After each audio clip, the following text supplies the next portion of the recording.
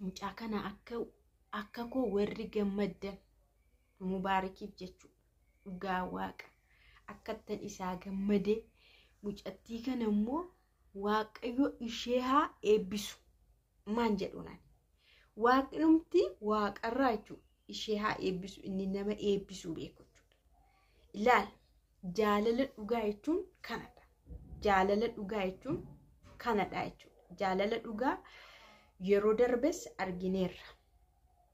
Yeroo darbellee mucaa kaleessaa kennee fi intaloo sana jechuudha. Girrigirrii sana irratti ka'e hundi keessanuu argitanitu miidiyaan haga ammaallee hinuma odeessa waa'ee mucaa sana mucaa kalee kennee fi ka'e isheen immoo sheemiin ishee qabnaan jechuudha miidiyaarra baatee addaan baanee jirra jechuu sodaattee jechuudha. Sababni isaa kalee namaa baattee kalee mucaa sanaa baattee kaatee wantumti addaan nama baasu sababni tokkollee hin jiru. Sababa isheen dhiyeeffattu gahaa ta'ee hin argamu waan ta'eef sababuma akkamiitoo gadi buustee xabgootee abiddatoo gadi buustee'u namni kalee sii kennee kanaaf addaan bahamee addaan bahuu qabdaa namni siin jedhee jala sii muru hin jiru waan ta'eef miidiyaa irratti baateetu addaan hin baane wajjin jirra. Dhirsa akkasii immoo eessaa argamattee boosse. Mucaan immoo akkamii durumayyuu dhugaa himii jedhee walii galee ture. Dhugaa himii yoo seefuu dhaqxe dhugaa jirtu himii jedhee itti meeraa walii galteedha. Isheen garuu hin sodaatte namni maallaan jedhaa jetteetu akkas jettee. Kanaaf jaalalli dhugaan jira darbee jaalalli dhugaan jechuudha laal. Mucattii kana immoo waaqni si haa eebbisu dhugaa waaqa.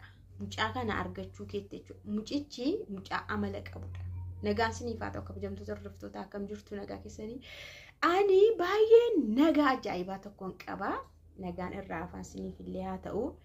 Egaa Mubaarikii kana namni wallaale hin jiru. Sababa miila isaatiin sababa rakkoon kun irra gaheen miidiyaa kanarratti beekamee jira. Hidhameellee jira waan baay'een isa irra gahee jira. Garuu mucichi mucaa obsa qabudha dhugaa waaqaa. Mucaa bareedudha mucaa amala qabudha illeeti. Mucayyoon mucaa kanarraa adda hin baane garuu isheen akkam ogeettidha. Sababanni kana ta'etti addaan irraa hin baane. Miidhameera miila hin qabu jettee jaalala ishii irraa qabdu irraan kaafanne. Ittumaa yeroonni biyya galu immoo itti dhiyaatte wajjin jiraatte. Jaalala isaa fudhattee kunuunsite kun. Dinqisiifatamuu hin qabdure. Ani ishee dinqisiifachuun dhufe baay'isawee. Mubaarikimmaa bakka waan irra gahee fudhatee jira. Bakka waaqayyo si hin jiraachisaan isa. Bezra waan ta'eef birriin kan dhufee naga qabe miliyoona 2,500 fi 25,000.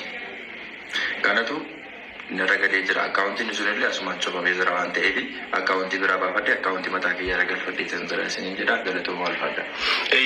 Obboleewwan bakka garaagaraa teessanii deeggartan qarshii Itoophiyaa miliyoona 2,500 fi 25,000 akkaawuntii banneef itti galchineerra. Inni sun kana booda cufamee jira. Namoonni mubee gargaaruu barbaadan daayireektii akkaawuntii sarraa fudhattanii akka sappoortii gootan gamanumaan isin dhaabuun barbaada. Mubaarikiin illee uummanni sirriitti gargaareera. Uummanni haa galatoomu. Uummanni keenya Oromoo dhugaa waaqa. Ani durayyuu mucaan kun gargaaramuu qabaa. Biyyallee galuu qabaa. Biyya yeroo galuu waan tokko godhamee fi biyyatti galee waan ittiin hojii wayii hojjetu maallaqni osoo walitti qabamee fi mucaa obsa qabudha waan ta'eef uumaa rakkoon qabu hojii hojjetatee jiraata. Maallaqallee ta'u uummanni keenya walitti qabee kenneef jedheen ture. Dhugaa waaqaarra nan gammade laal yeroon amma kana dhaga'u jechuudha. Miliyoona 2.5 yeroon dhagahee baay'een gammadeef jechuudha. Egaa mucaan kun suuqii bareedaa tokko yoo banatan bakka suuqii ana jedhe suuqii guddaa tokko yoo banatanii sirriitti hojjetatanii jiraatu dhugaa waaqa. Miila tokko dhabe malee uumaa rakkoon qabu. Hin jiraatu fataa'edhe sammuun isaa nagaa qaamni isaa nagaa namni miila 2 hin qabne iyyuu hin jiraata. Hin agarree isa abbaa miidiyaa Igireenyaa sana gaazexeessaa Igireenyaa miidiyaa sana beektu miti miila isaa 2 hin qabne kiraanchii akkana qabatee olii gaddeemee kunoo interviyuu hojjetu waan baay'ee hojjetu jechuudha. Kanaaf namni miila 2 hin qabne illee akka ajaa'ibaa hojjeta jechuudha. Karaan isaa qabnaafiin hojiin kennamnaafiin jechuudha. Sirriitti hojjeta. Namoonni akkanaa immoo sirriitti nama kunuunsullee beeku, jaalalallee beeku, dhugaa waaqa. Interview tokko miidiyaa irratti dhaggeeffadhe intala akkam bareeddu, dhugaa waaqa intala akkam bareeddu namni fuudhee nama miila lama hin qabne wantiidhaan oofamudha. Hin oofama malee danda'ellee hin deemu jechuudha. Mubaarik garuu dhugaa waaqa hin deema. Harkana tokkoon qabateeyyuu deemuu danda'a. Baay'ee mucaa amala qabeessadha. Kanaaf waaqayyo immoo jireenya keessan haa eebbisu, gaa'ela keessanillee haa eebbisu. Ilmaaf durballee horaa, dubbii namaallee hin dhagahin habiibti ati. Booda namni waasiin jechuu danda'a, si xuxuqullee danda'a, jecha sitti darbachuullee danda'a. Mucaa kana hin miidhiini. Dhugaa takkaa miidhameera waan ta'eef amma immoo si jaallatee si amanateera. Biyyattis galeeraatis jirta. Hin miidhiinsiin jechuufi tajaajila isa tajaajiltuuf waaqarraa argatta. Dhugaa waaqa jechuudha. Waaqarraallee hin argatta. Maallaqa akkaawuntii isaarra galeera jedhameef kanallee seeraan hojii gaarii akka itti banattanii wajjiniin guddattan. Maallaqa keessanillee jechuudha. Maallaqa amma argame kanallee akka hin qisaasessinee dhugaa isiniin jedha. Hojii bareedaa tokko, suuqii bareedaa tokko, suuqii guddaa isaa isinii banuu danda'a. Hojii qabaannaan immoo akka ajaa'ibaa jiraattu dhugaan isiniin jedha jechuudha.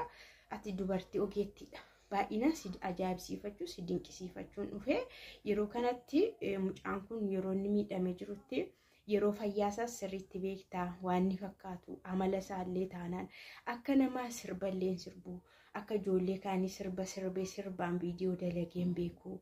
Nama amantaa isaattillee baay'ee cimaadha.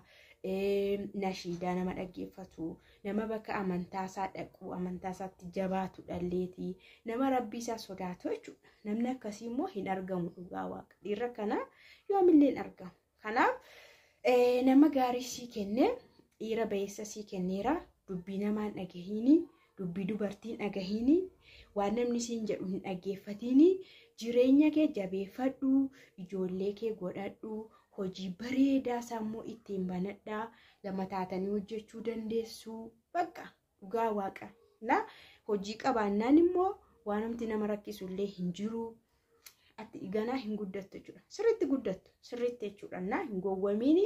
Waan namni jecha tokko xaal godhee sitti dadarbatullee hin laaliini. Bakka murteeffatteemti, jaallatteemti, itti galteemti. Nama dhageessee, mandara dhageessee illee mucaan kun illee akka miidhamu sin godhiini. Ogeetti dubartii ta'ii. Waaqayyo si haa eebbisu, si haa eebbisu. Baay'ee si dinqisiifadhe, si ajaa'ibsiifadhe habiibti. Waaqayyo si haa eebbisu.